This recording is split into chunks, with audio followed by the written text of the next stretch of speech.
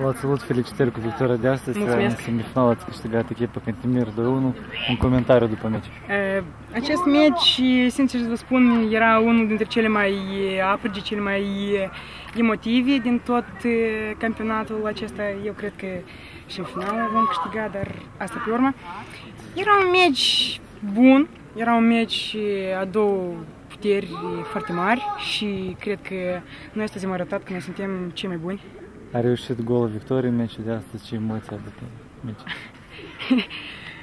Ce emoții? Emoțiile sunt foarte bune, deoarece da, am înscris golul victoriei, dar eu cred că totul a fost pe baza echipei și totul va fi în continuare ce mai bine. Marți o să jucați finalul cu echipa Liceului Gorki. Cum o să vă gătiți? Ce dispoziție aveți? Dispoziția este una la maxim de victorioasă și cred că și în final vom arăta că de asemenea suntem mai buni decât oricine.